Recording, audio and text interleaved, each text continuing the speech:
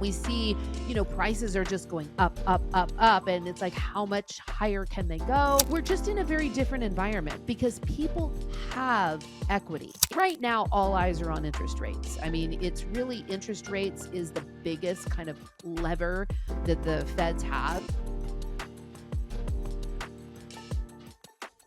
Are we going to have another market crash like we did in 2008? The answer is no. And I'll tell you why. And listen, it's a very fair question. I get this question a lot, especially from those of us that have PTSD from what happened in 2008. And we see, prices are just going up, up, up, up. And it's like, how much higher can they go? And so are we just going to have this bubble burst and everything's going to come crashing down? Now, let me explain to you what the symptoms were going into the 2008 crash versus where we are now. I do have concerns about the market where we are right now, but they're different than what happened in '08. If you look back and if you remember, in 2008, what was happening was we were issuing 100% loan to value mortgage loans. So that meant that if your house cost $500,000, you could get a mortgage for $500,000. You really didn't have to put much, if any, down.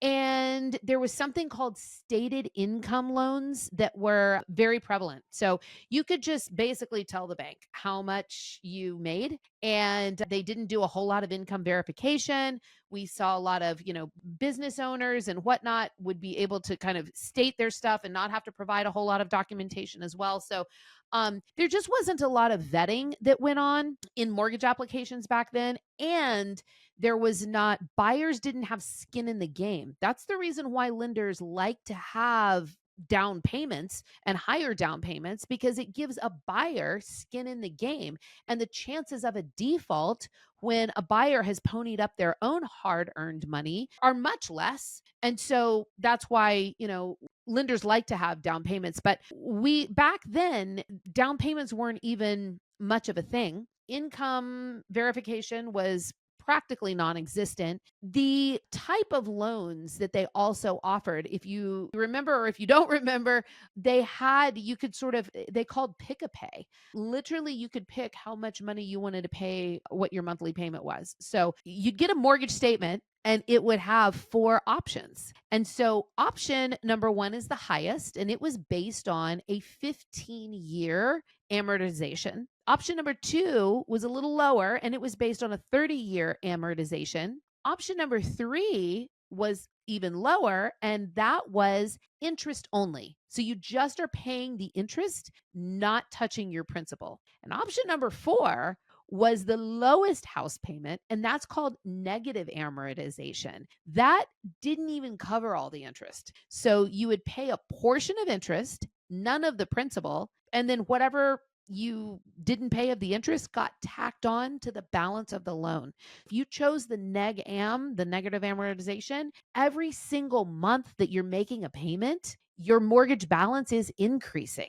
So you're not paying off your home, you're actually owing more every single month. So none of that is in existence anymore. We don't have 100% loan to value home loans. There might be a few exceptions with veterans, but by and large, they're gone. We don't have these pick a pay. We don't have negative amortizations. Interest only loans are very few and far between. So we're in a much healthier environment as it relates to the mortgage products. They're much, much healthier that we have right now. But even more importantly than all of that, in 2009, 28% of homes were underwater. So over a quarter of all homes were underwater, meaning homeowners owed more than what the house was worth. Compared that to 2024, 1.7% of homes are underwater. You go from 28% to 1.7%. We don't even have 2% of homes that are underwater now. We have so much equity. Second statistic is at the worst of the housing crisis back in 2008. I think this was actually in 2009.